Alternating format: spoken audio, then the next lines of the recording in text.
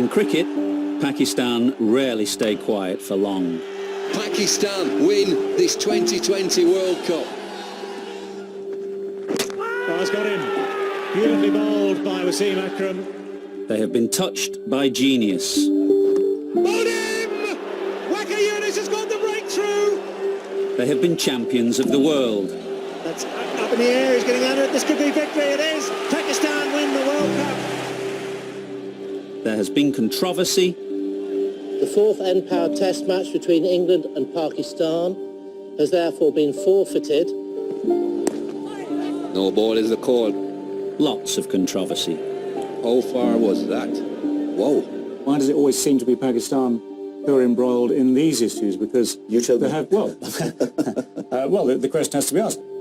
They have lurched from the sublime. Oh, bowling! Magic from Yasser. To the ridiculous. In the air, Srishan takes it! India win! Pakistan are the game's great enigmas.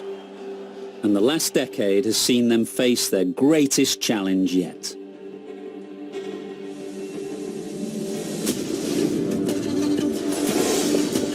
Top story on the telly this hour, the terror attack on Sri Lanka's cricketers in Pakistan. 6 police officers, 2 civilians were killed.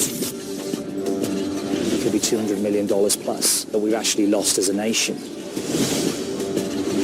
Pakistan win! India blown away! The sort of talent we have in this country, and I feel Pakistan will become a major cricketing force now.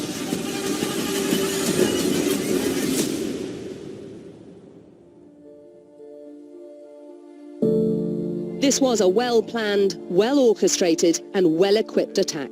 The Sri Lankan cricket team was just arriving at the Gaddafi Stadium in Lahore when the gunmen pounced. The police believed there were a team of 12 terrorists. The police guarding the cricket convoy were the first targets. Several of them were shot and killed straight away. Then the cricketers themselves came under fire. March the 3rd, 2009, the third morning of the test match between Pakistan and Sri Lanka, a dozen terrorists made their way here to the Liberty Roundabout, a few hundred metres from the Gaddafi Stadium. Initially, they were hiding in that building there over my right shoulder, which was undergoing construction at the time. And a lapse of security allowed them to get within striking distance of the Sri Lankan team bus, which was coming from the team hotel. They had bags with grenades and machine guns. They were intent on carnage. And it was only the quick thinking of the bus driver, Mohammed Khalil, that prevented more loss of life. जैसे ही हम लोग liberty वो गोल चक्कर के पास पहुंचे, दहशतगर्द जो terrorist थे उन्होंने हम पर फायरिंग की।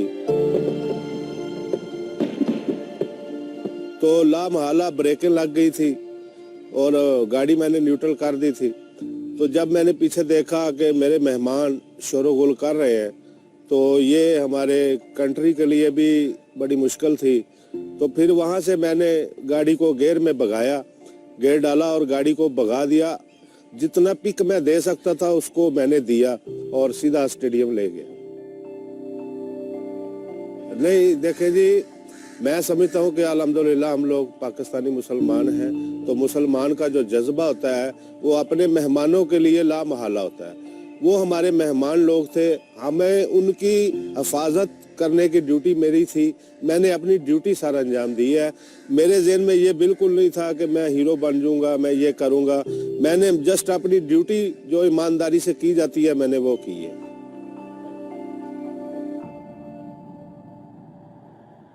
As it was, 6 policemen and 2 civilians died, and 6 of the Sri Lankan players received shrapnel wounds of various degrees of severity.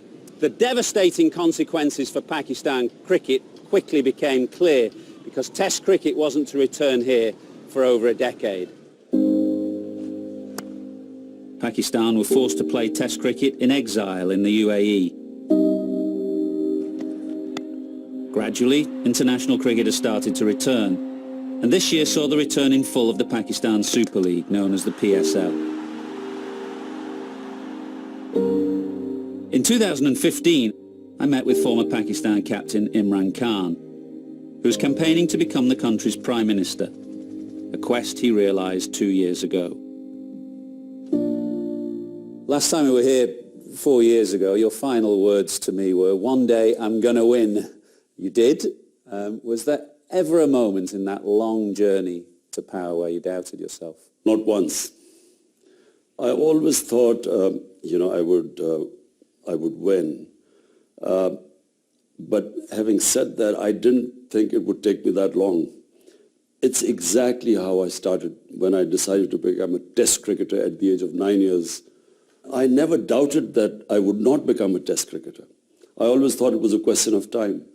But it's exactly when I made it in cricket, when I looked back, I thought, God, what a difficult journey it was. You've taken on one of the most stressful jobs on the planet, I guess. Is this a job that keeps you awake at night? Does responsibility weigh heavily upon you? I don't stay awake because I'm so exhausted at nights that I sleep very well.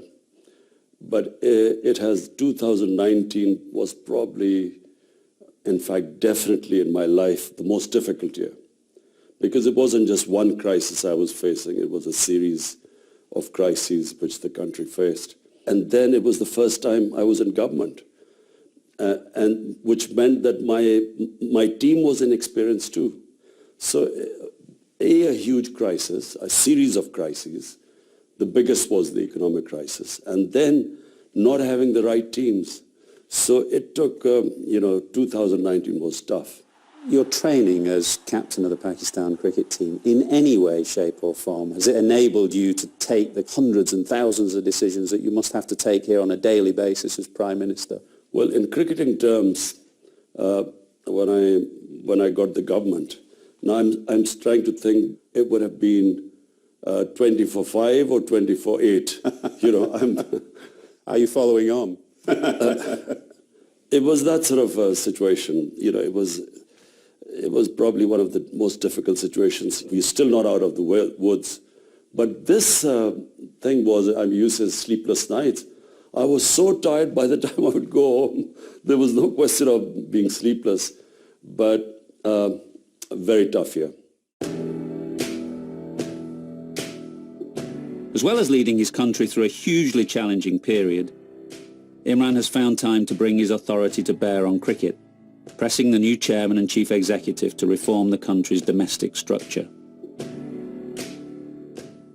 Wasim, thanks for your time. Leicestershire to Lahore, it's quite a transition for you, isn't it?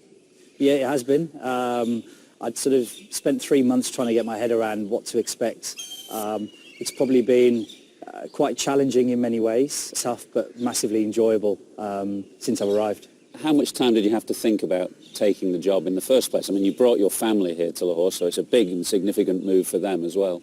Yeah, I mean, it's something growing up in that obviously with my family, all huge Pakistan supporters. So when they won the T20 World Cup in 2009 at Lord's, I was there with my family in the stands. Champions Trophy, I was there with my mates at the Oval. So it was a job that I didn't have to think too much about. I kind of feel like I'm doing something that's stirring my soul, and I've enjoyed every minute of it. I've been here just over a year now, but it's been incredible. How much of a priority was bringing international cricket back to Pakistan? Yeah, white ball cricket had been played here since 2017, international white ball cricket. Test cricket was a big thing for us. Myself and the chairman were massively united that was a huge goal for us. So when I sat there in my press conference a year ago, I was asked what are the 2 or 3 key things, and one of them was around bringing the HBL PSL back, but also Test cricket back to Pakistan, and also restructuring domestic cricket. So that was very high on the list to try and get Test cricket back. Top story on the telly this hour, the terror attack on Sri Lanka's cricketers in Pakistan. 7 members of the squad were injured. 6 police officers, 2 civilians were killed. The 2009 terror attack dealt Pakistan a blow that would deprive this cricket-mad nation of the game they loved for a decade and leave them in serious financial trouble.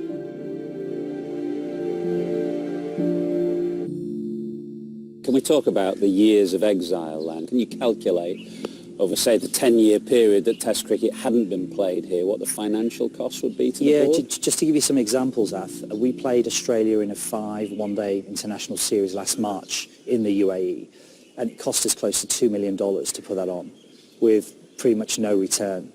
We weren't getting the gate receipts, the sponsorships, all the other things.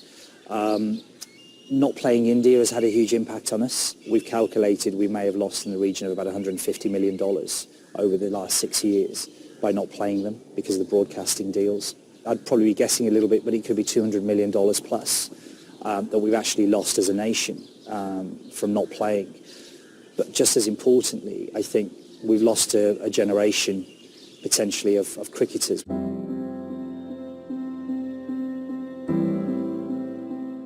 Pakistan's paid a huge price for this. From the cricketing side, our youngsters in Pakistan had not seen the international players play here. You know, there's no better way of spreading the gospel of cricket, promoting the game, developing the game, than have youngsters to come and see cricket matches in our country. I just feel for the fans, for the players also, because some of these guys played 70 test matches without a single test in front of home crowds, which is massive. It was quite shocking when the Sri Lankan test series took place for our players to come to me and say thank you. They'd never played test cricket in Pakistan. Some of them are near the end of their careers, and to have spent 10 years without playing a test match in Pakistan, you know, it summed it up. So we paid a huge price. One of those players is Azhar Ali, the current captain of the Test team.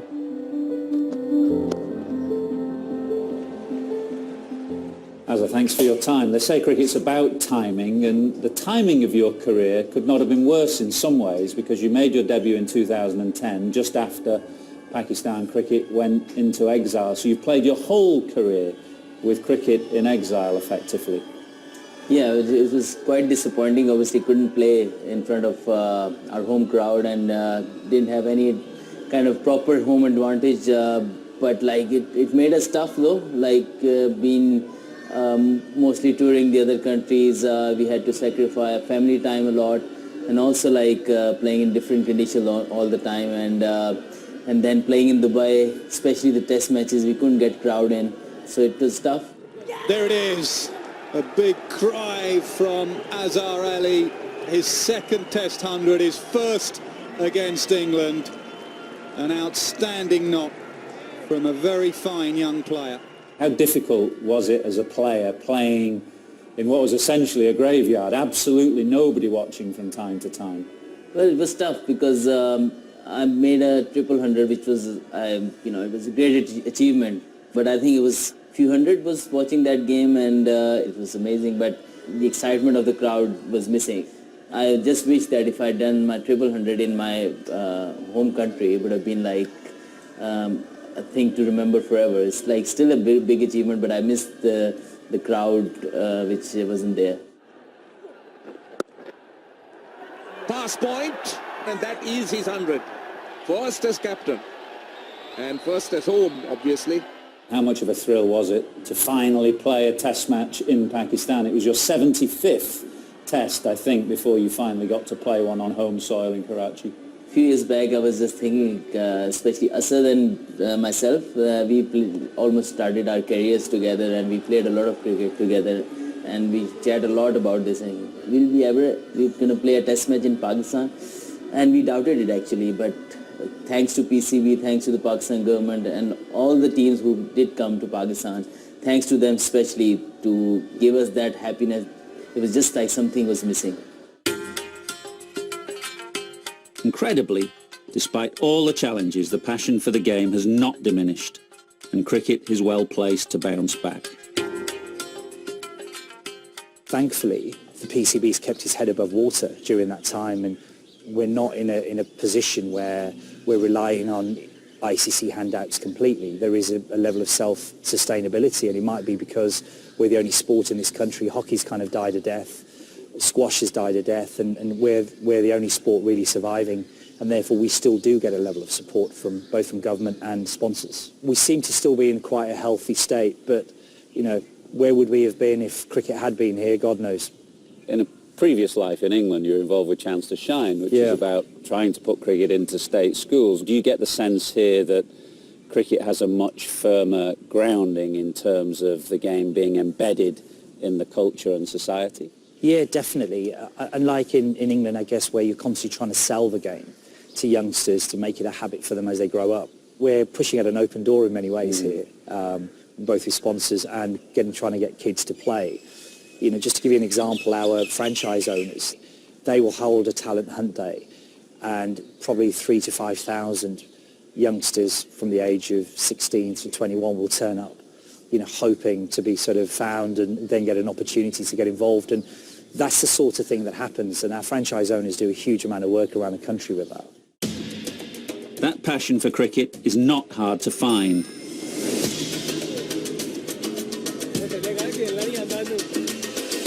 Although the ball used is somewhat unorthodox and makeshift. So, tape ball match, tennis ball wrapped in tape. Yes. So these are formal games or casual games? Casual games, always casual games. Yeah. Usually it's a 4-over game and 4-hour game? 4-over game. 4-over game, Yeah, okay. we play like 3 or 4 games. And these tape balls, they spin? They spin and swing as well. Uh-huh. Yeah. PSL is on at the moment. Yeah. Yes. Tell us about PSL in Lahore. You've been to the games? Yes, we both have been in one game, the one between Lahore and Peshawar. Right. And Lahore won, and we were supporting Lahore. And I was supporting cost of tickets? Peshawar. Oh, you're supporting why Peshawar. are you supporting Peshawar? I like Darren Sammy, like another boys. Okay. He all plays very good cricket. Cost of tickets? 500 each. 500 rupees, which equates to about $4 US dollars. Yeah, that's affordable for you guys? Yeah, affordable. Very much affordable for us. So, favourite Pakistan player? Babar Azam. Yeah. Serious player. Classical player. Classical Drives player. very well. Yeah. Favourite overseas player? Alex Hales. Yeah. Alex Hales. Karachi Kings. Why do you like him? Great strength. He's a good guy. Favourite commentator? Ramesh Raja. Ramesh Raja. From Favourite Pakistan. overseas commentator? Michael Slater. Michael Slater and Danny Morrison. Crazy man. He was waiting for your name. Well, I thought you might, you know.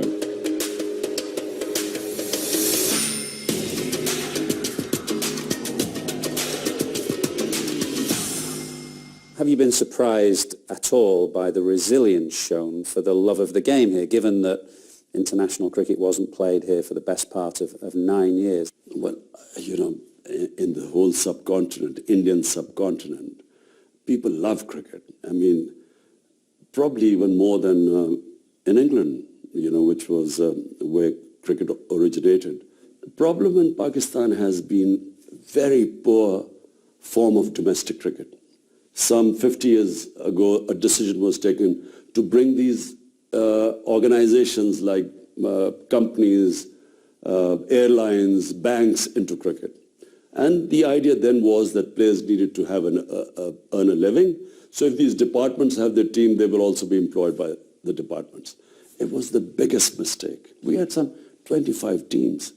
So the worst aspect of English cricket, county cricket, was always that the talent was spread too thin. If you spread the talent into too many teams, the standard goes down. And, you know, to prepare test cricketers, you need quality competition. In India, since 2010, when they started this, the Indian 20-over league and squeezed the talent into a few teams and brought in overseas cricketers, the Indian cricket standard has gone up.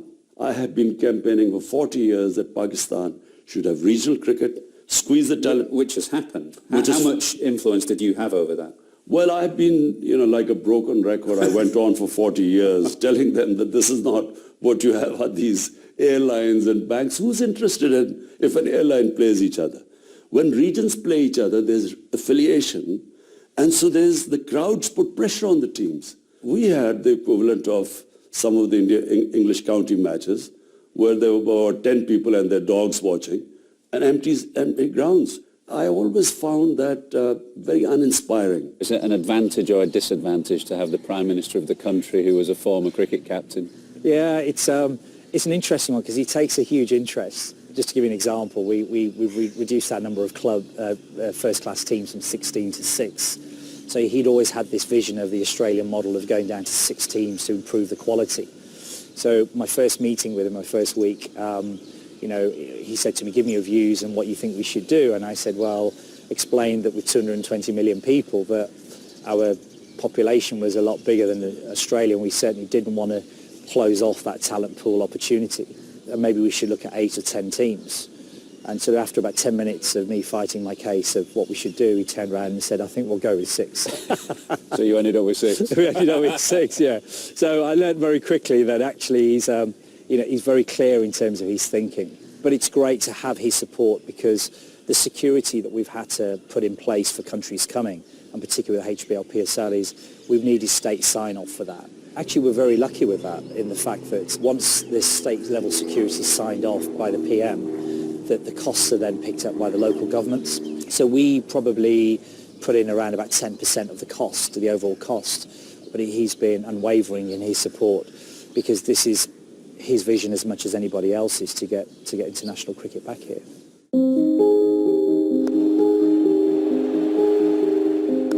I feel Pakistan will become a major cricketing force now. It always had talent, but it never had the proper domestic cricket to polish that talent. So all of us learned cricket in England. Now I think some of the younger generation are seeing them for the first time, so they'll have new audiences, new fans, and they'll become superstars and poster boys. Now once they strike this balance of 6 teams, regional teams, I think Pakistan, the sort of talent we have in this country, you will find Pakistan will become a very strong team.